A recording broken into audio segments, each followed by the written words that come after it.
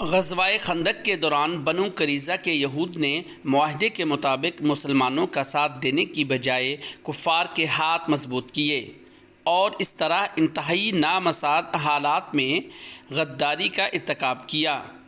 غزوہ خندق ختم ہوا تو جبرائیل امین علیہ السلام نازل ہوئے اور اللہ تعالیٰ کی طرف سے بنی قریظہ کے یہودیوں کے خلاف اقدام کا پیغام سنایا۔ احکام الہی کی بجا آوری کرتے ہوئے فرمان نبوی کے مطابق حضرت بلال رضی اللہ تعالی عنہ نے بنو قریظہ کے یہود کے خلاف تیاری کا حکم سنایا اور عصر کی نماز کے وقت مسلمانوں نے بنو قریظہ کے قلعہ کا محاصرہ کر لیا۔ وہ باہر نکل کر مقابلہ کرنے کی بجائے قلعہ کے حصار میں موقید ہو گئے۔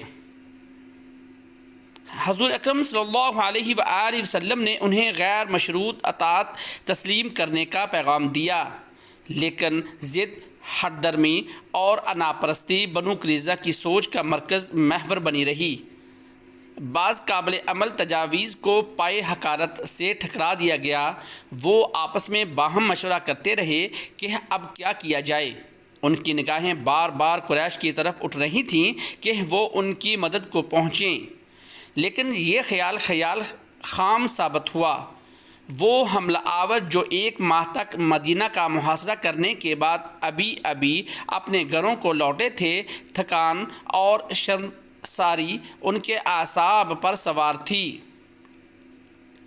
وہ اس پوزیشن میں نہ تھے کہ بنو قریظہ کی مدد کے لیے اپنے گھروں کو ایک بار پھر خیر بات کہتے، اس لیے ان کی طرف سے کسی فوری کمک کی امید رکھنا احمقوں کی جنت میں بسنے کے مترادف تھا۔ بنو نذیر کا معاملہ بھی جدا تھا۔ وہ مدینہ سے ذلیل ہو کر جلا وطن ہوئے تھے۔ وہ مسلمانوں کے خلاف در پردہ سازشوں میں تو مصروف رہتے تھے، لیکن براہ راست مسلمانوں سے ٹکر لینے کی ہمت ان میں نہیں تھی۔ اس لیے خیبر کی جانب سے بھی بنو قریظہ کسی فوری مدد کی توقع نہ رکھتے تھے۔ اب اس کے سوا کوئی چارہ نہیں رہ گیا تھا کہ یا تو وہ مسلمانوں سے فیصلہ کن مارکہ آرائی کے لیے اپنے قلعوں سے باہر نکل آئیں یا پھر غیر مشروط اطاعت اختیار کر لیں۔ غیر مشروط اطاعت اختیار کرنے کی راہ میں ان کی جھوٹی انا آڑے آ رہی تھی اور مسلمانوں سے جنگ کا حوصلہ وہ خود نہ کر پاتے تھے۔ یہودیوں نے آخری کوشش یہ کی کہ بارگاہ رسالت مآب صلی اللہ علیہ وآلہ وسلم میں درخواست گزار ہوئے کہ ہمارے حلیف حضرت ابو لبابہ کو ہماری طرف بھیجا جائے۔ ان کی دعا قبول کر لی گئی۔ حضرت ابو لبابہ جب ان کے پاس پہنچے تو انہوں نے اپنی عورتوں کو وہاں جمع کر رکھا تھا۔ حضرت ابو لبابہ کو دیکھ کر ان کی عورتوں نے واویلا شروع کر دیا۔ اگر یہ وزاری کرنے لگیں اور اپنے مصائب کا ذکر کرنے لگیں۔ حضرت ابو لبابہ رضی اللہ تعالی عنہ ان کی وہاں سے متاثر ہوئے بغیر نہ رہ سکے۔ یہود کے سردار کعب بن اسد نے ان سے مشورہ کیا کہ کیا غیر مشروط اطاعت مان لیں۔ انہوں نے اپنے حلق کی طرف اشارہ کیا، جس کا مطلب تھا کہ تم قتل کر دیے جاؤ گے۔ حضرت ابو لبابہ رضی اللہ تعالی عنہ کو احساس ہوا کہ انہیں یہ بات نہیں کہنی چاہیے تھی۔ ان کے چہرے کا رنگ متغیر ہو گیا اور ندامت کے باعث ان کی آنکھوں سے آنسو رواں ہو گئے۔ آپ رضی اللہ تعالی عنہ خاموشی سے واپس آ گئے۔ حضرت ابو لبابہ رضی اللہ تعالی عنہ کے ضمیر پر اتنا بوجھ تھا کہ وہ اپنے آقا صلی اللہ علیہ وآلہ وسلم کا سامنا نہ کر سکے اور مسجد نبوی میں آ کر اپنے آپ کو ایک ستون سے باندھ لیا کہ جب تک اللہ تعالیٰ توبہ قبول نہ کرے گا وہ اسی طرح بندے رہیں گے۔ جب حضور اکرم صلی اللہ علیہ وآلہ وسلم واپس تشریف لائے تو فرمایا، اگر ابو لبابہ میرے پاس آ جاتے تو ان کے لیے اللہ تعالیٰ سے معافی کی درخواست کرتا۔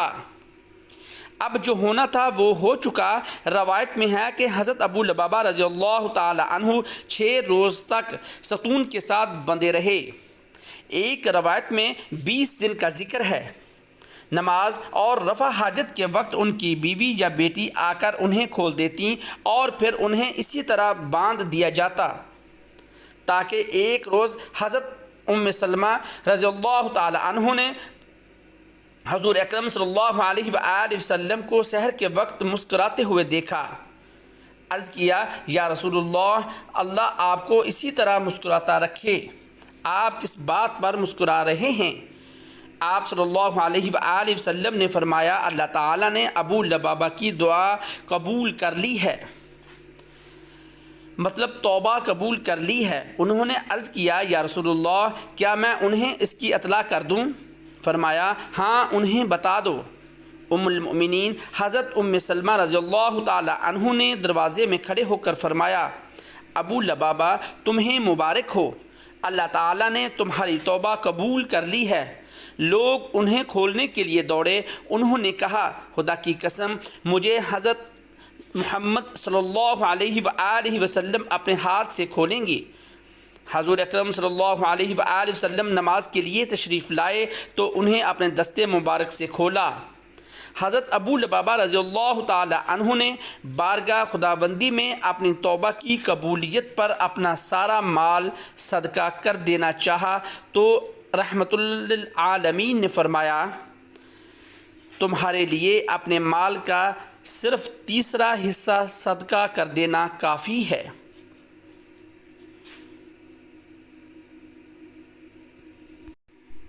قرآن مجید کی آیات جس کا ترجمہ یہ ہے، اے ایمان والو، تم اللہ اور اس کے رسول صلی اللہ علیہ وآلہ وسلم سے ان کے حقوق کی ادائیگی میں خیانت نہ کیا کرو اور نہ آپس کی امانتوں میں خیانت کیا کرو، حالانکہ تم سب حقیقت جانتے ہو۔ کے بارے میں مروی ہے کہ یہ آیت حضرت ابو لبابہ رضی اللہ تعالی عنہ کے بارے میں نازل ہوئی۔ جب حضور اکرم صلی اللہ علیہ وآلہ وسلم نے انہیں بنو قریظہ کی طرف بھیجا تھا تو انہوں نے اپنے حلق کی طرف اشارہ کرتے ہوئے ان بنو قریظہ کو قتل کیے جانے کے فیصلہ کی خبر دے دی تھی۔ اس خیانت پر جب شدید ندامت ہوئی تو ابو لبابہ رضی اللہ تعالی عنہ نے کہا، حضرت ابو لبابہ رضی اللہ تعالی عنہ نے کہا، یہ عربی زبان میں ہے جس کا ترجمہ یہ ہے،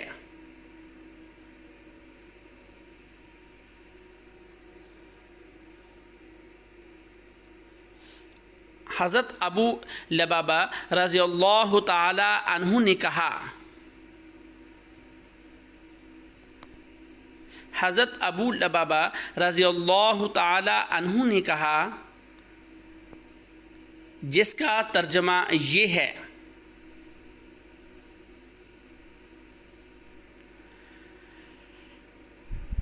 باخدا میں نہ کچھ کھاؤں گا نہ پیوں گا حتیٰ کہ میں توبہ کر لوں اور اللہ تعالیٰ میری توبہ قبول بھی فرما لے۔ 7 دن انہوں نے نہ کچھ کھایا نہ پیا، آخر کار بے ہوش ہو کر گر پڑے۔ پھر اللہ تعالیٰ نے ان کی توبہ قبول فرما لی۔ حضرت ابو لبابہ رضی اللہ تعالی عنہ نے خود کو مسجد نبوی کے ایک ستون سے باندھ رکھا تھا۔ انہوں نے کہا گیا، اے ابو لبابہ، یہ تیری توبہ قبول ہو گئی۔ انہوں نے کہا، نہیں، اللہ کی قسم، میں خود کو نہیں کھولوں گا جب تک کہ رسول اکرم صلی اللہ علیہ وآلہ وسلم مجھے خود نہ کھولیں۔ چنانچہ حضور اکرم صلی اللہ علیہ وآلہ وسلم تشریف لائے اور اپنے دست مبارک سے انہیں کھول دیا۔ پھر ابو لبابہ نے عرض کیا، یا رسول اللہ، یہ بھی میری توبہ کا حصہ ہے کہ میں اپنا خاندانی گھر چھوڑتا ہوں جس میں رہتے ہوئے مجھ سے یہ گناہ سرزد ہوا، اور میں اپنا سارا مال اللہ کی راہ میں صدقہ کرتا ہوں۔ حضرت ابو لبابہ رضی اللہ تعالی عنہ نے اپنے ضمیر کا بوجھ ہلکا کرنے کے لیے خود احتسابی کی ایک ایسی مثال قائم کی جو آج بھی ہمارے لیے زندہ مثال ہے۔ مسجد نبوی کے جس ستون کے ساتھ آپ نے خود کو باندھ لیا تھا وہ آج بھی ریاض الجنہ میں ستون ابو لبابہ کے نام سے موجود ہے۔